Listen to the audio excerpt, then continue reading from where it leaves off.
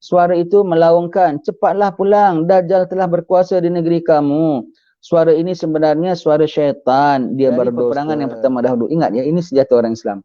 Allahu Akbar. Memang Allah Maha Besar. Tembok engkau tak besar. Markas engkau tak besar. Ketenteraan engkau tidak besar. Bom dan meriam engkau tak besar. Allah Maha Besar.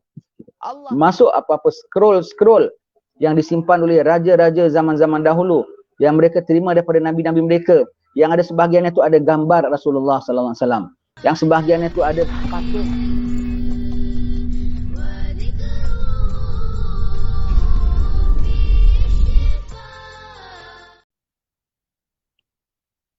Lalu beliau membahagi-bahagikan harta rampasannya di kalangan mereka. Ketika Mahdi sibuk membahagikan harta rampasan perang ini, terdengarlah satu teriakan yang sangat kuat sekali yang hampir didengar oleh keseluruhan tenteranya. Suara itu melaungkan, cepatlah pulang, Dajjal telah berkuasa di negeri kamu. Suara ini sebenarnya suara syaitan, dia berdusta. Ini tidak benar, tetapi tentera Imam Mahdi tidak mengetahui hakikat yang sebenarnya. Lalu mereka cepat-cepat pulang ke Baitul Maqdis dan tidak mempedulikan lagi harta rampasan yang ada pada tangan mereka. Apabila mereka sampai ke Baitul Maqdis, barulah mereka sedar bahawa berita kemunculan Dajjal itu adalah berita bohong yang datangnya dari syaitan. Baik. Syaitan main peranan. Dia suka bikin seruan palsu. Jaga-jaga. Lepas itu segala seruan yang nampak macam baik, jaga-jaga, takut itu seruan daripada syaitan. Dia suka bikin seruan palsu. Di antara yang dibikin seruan palsunya tu bila? Ketika orang-orang Madinah berbaiat kepada baginda sallallahu alaihi wasallam di kota Mina sebelum hijrah baginda. Mereka senyap-senyap malam-malam berapa orang.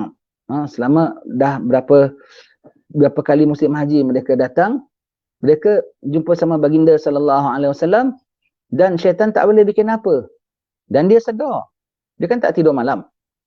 Dia naik atas Jabal Abi Qubaish, dia menjeritkan, "Oi orang Mekah, orang-orang Madinah tengah baiat kepada Muhammad." Mereka terbangun dengar.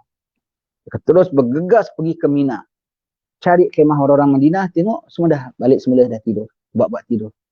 Kami ada dapat laporan bahawasanya begini-begini ada melakukan melanggar undang-undang dan peraturan, begitu gini, dia tukang komplainkan. Ini satu kali lagi nanti dia akan serukan lagi. Dia akan serukan di mana? Dia akan serukan, dia tengok dah jatuh kota orang-orang Nasrani, dia akan jatuhkan. Dan dia jatuhkan dia pakai berita khabar apa? Dia sampaikan khabarannya itu, ceritanya tu khabarannya tu tak betul. Tetapi ceritanya tu memang ada betul. Kenapa? Dajjal akan keluar apabila Turki jatuh balik tangan orang Islam. Jadi apabila Turki dah jatuh balik tangan orang Islam, standby lah, tak lama Dajjal keluar. Betul-betul immediately Turki jatuh balik tangan orang Islam, dia bilang Dajjal dah keluar, tak terperanjat. Jadi cerita itu macam logik tak? Memang. Tapi sebetulnya belum waktu lagi Dajjal keluar. Jadi mana lagi nak direbutkan? Dajjal kah? Ataupun Konstantiniah kah? Dajjal nak ditentang dulu kan? Maka mereka tinggalkan Konstantiniah, mereka dah menang, mereka tinggalkan balik untuk nak menangani Dajjal. Kerana memang betul Dajjal akan keluar selepas Konstantiniah jatuh balik ke dalam itu Turki ya, Konstantiniah Turki lah ya senang. Jatuh balik ke tangan umat Islam, Dajjal keluar. Maka dengan dilaungkan begitu, betul-betul mereka sangkakan Dajjal sudah keluar. Rupanya palsu. Balik semula tentera Mahdi, balik semula ke Konstantin, ambil semula tanahnya, ambil semula harta rampasan, jatuh lagi sekali balik. Mereka sangka mereka menang balik semula tau. Jatuh balik semula, kuat balik semula, tak lama betul-betul Dajjal keluar. Sebab lepasnya jatuhnya Konstantin dalam tangan orang Islam, bukan jatuhlah ya, diambil, dibuka oleh orang Islam, Dajjal betul-betul akan keluar. Namun ketika ini palsu punya dulu. Baru dia pura-pura menakut-nakutkan. Ya.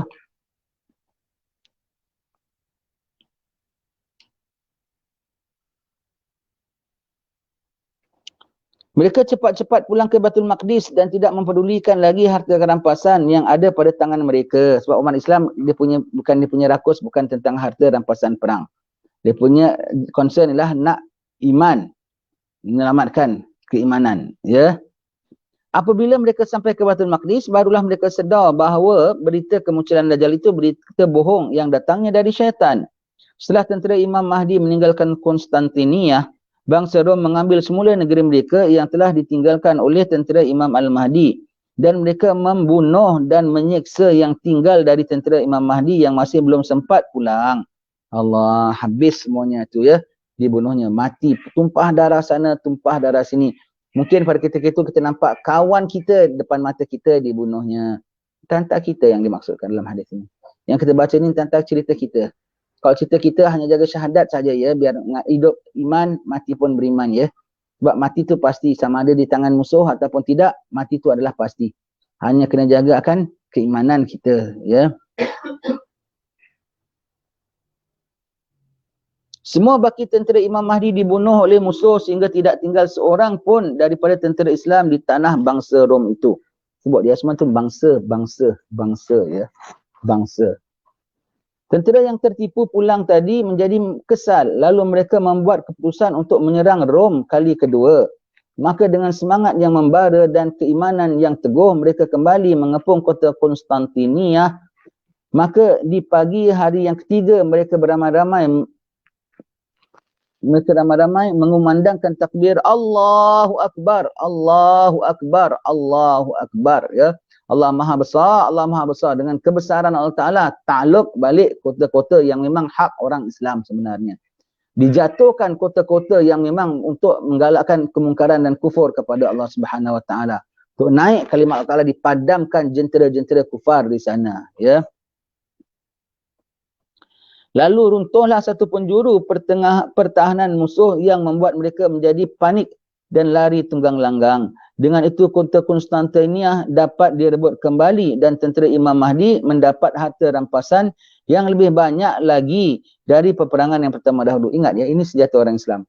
Allahu Akbar. Memang Allah Maha Besar. Tembok engkau tak besar. Markas engkau tak besar. Ketenteraan engkau tidak besar. Bom dan meriam engkau tak besar. Allah Maha Besar.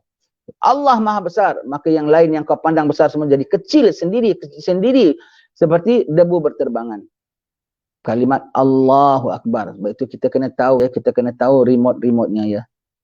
Remote controlnya. Segala apa semua adalah ciptaan Allah Ta'ala. Dan semua dalam ciptaan Allah Ta'ala pasangkan satu remote controlnya tu, on off-nya tu di tangan Allah Ta'ala. On off-nya tu di tangan Allah Subhanahu Wa Ta'ala. Kau kena tahu, tentera mereka, markas mereka, pasukan mereka, segala-galanya semua itu adalah makhluk Allah. Dan semua itu di bawah ciptaan Allah. Allah ada masukkan chip di dalam setiap ciptaan-ciptaannya itu. Walaupun kau yang bikin, zahirnya. Hakikatnya itu Allah punya. Allah ada masukkan chip dalam setiap satu. Itu chipnya itu apa? Apabila disebut Allahu Akbar, semuanya melt, semuanya cair. Semuanya tak akan daya dan tak akan mampu nak lawan Allah yang Maha Besar. Allah yang Maha Besar. Maka sebut Allahu Akbar, jatuh. Allahu Akbar, jatuh. Ya. Kita nak kenal, kita kena tahu. Kita itulah remote control kita. Tetapi nak aktifkan, mesti ada bateri.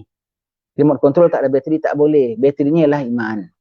Baterinya remote control itu sendiri nak kena servis selalu. Servis daripada rosak, iaitu dosa. Dan adakan bateri, baterinya itu adalah iman. Dan akan diservis selalu. Jadi nak dipakai, boleh dipakai. Besar macam mana aircon, besar macam mana mesin, pakai remote control kecil aja. Remote control besar ke aircon lagi besar? Aircon lagi besar. Remote control kecil. Remote control besar ke button dia besar? Button dia tu yang paling kecil. Yang dimaksud daripada remote ialah buttonnya. Yang dimaksud daripada button ialah chip di dalamnya. Small tak? Tip. Gerak. Tip. Padam. Begitulah.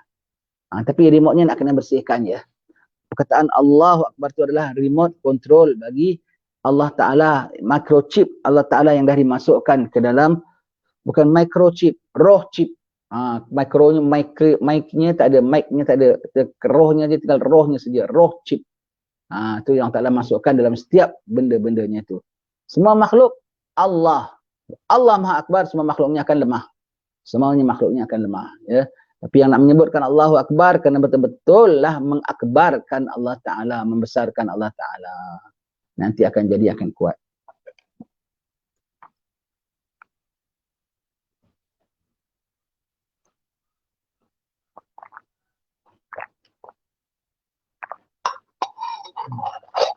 Dengan itu kota Konstantinia dapat direbut kembali dan tentera Imam Mahdi mendapat harta rampasan yang lebih banyak lagi dari peperangan pertama dahulu, sehingga khazanah Masjidil Aqsa yang pernah dicuri oleh bangsa Rom akan diambil kembali oleh Imam Al-Mahdi dan akan diletakkan kembali di Masjidil Aqsa, pusat pemerintahan Imam Al-Mahdi.